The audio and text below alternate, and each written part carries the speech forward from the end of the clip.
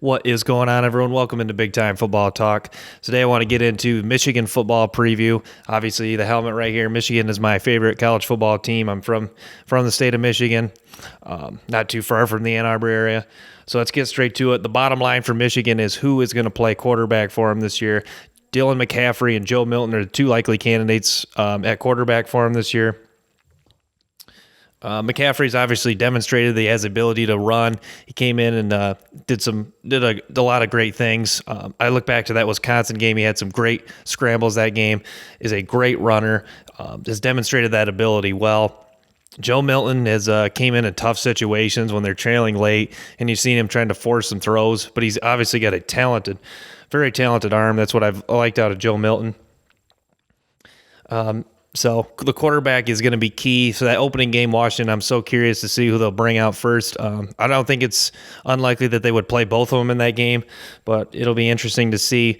I personally am on the McCaffrey side. I think we've yet to see what he could do throwing because he's also came in pretty tough situations. And then he's also came in when they've had big leads and he's just ran the ball, and he's demonstrated that he's ran the ball well. And I think he's got a decent arm. So I think McCaffrey could be the guy. I think he's the better of the two. Michigan loses 4 stars on the offensive line, but returned Jalen Mayfield, one of the best tackles in college football, could end up being a first-round pick next year for Michigan. In the draft, I had him in my latest mock draft going in the 30th range, so the end of round one. And Michigan also has a great backfield led by Hassan Haskins and Zach Charbonnet. Zach Charbonnet was a true freshman last year.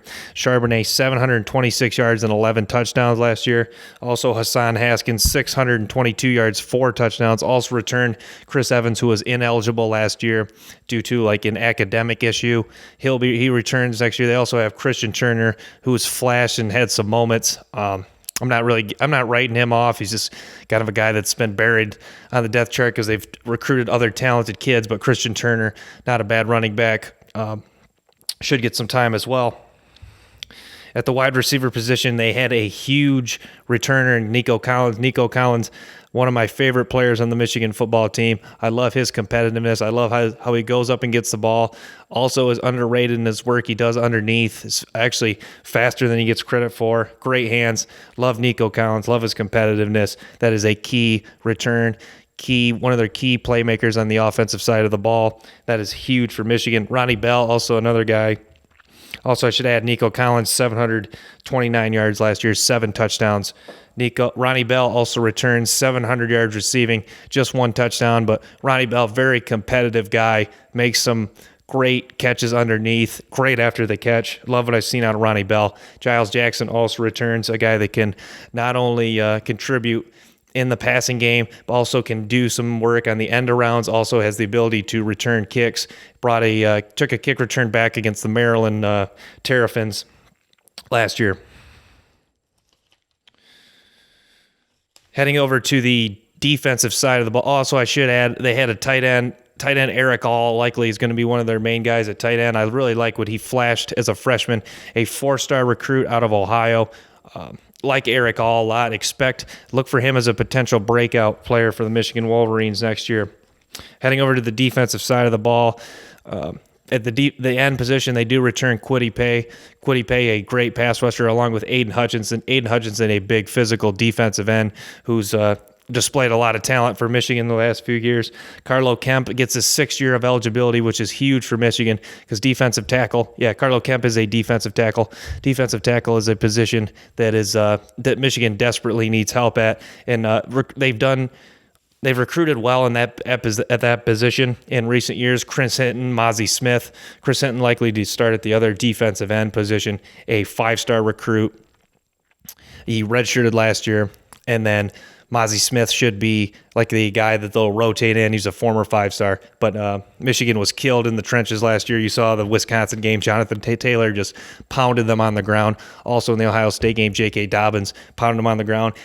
Those teams controlled the line of scrimmage on Michigan last year, and it really hurt them. That's why recruiting the defensive tackle position to get more physical in the up front is huge for Michigan.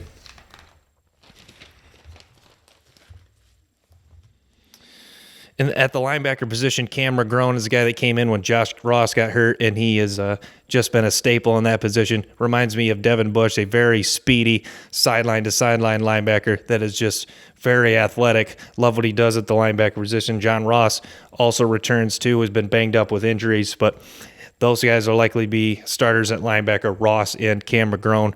Love Cam McGrone. Into the secondary, Daxton Hill flashed a lot as a freshman, a former 5-star recruit. Played high school ball in Oklahoma, the brother of Justice Hill, running back from Oklahoma State, now plays for the Baltimore Ravens. Hill, as a freshman, 25 tackles, 5 for loss, and 1 interception, or 3 tackles for loss, excuse me. They've returned Ambry Thomas and Vincent Gray, 2 corners that were very solid for Michigan last year. Ambry Thomas had 3 interceptions for Michigan.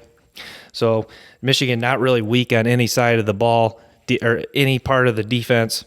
And the 3 games I'm keying in on the Wisconsin game, the Ohio State game, and the Penn State game. Those are big games for Michigan.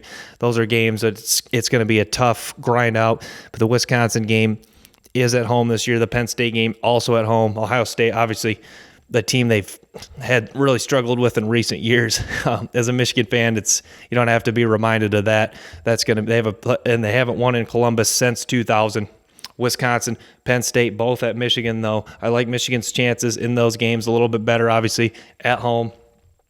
And then, Wisconsin, they open up. So I'm going to be anxious to see who comes out at quarterback against Washington week 1. That is going to be I think Michigan wins, but that's going to be a tougher game than they expect just because Chris Peterson's not there. Washington is a school that's been competitive in the Pac-12, and they've recruited well under Peterson, and they continue to recruit well now under their new coaching staff. So that's going to do it for this episode of Big Time Football Talk. Make sure to follow on Twitter at Big Time Football Talk 5. Stay tuned for more clips from Big Time Football Talk. Peace.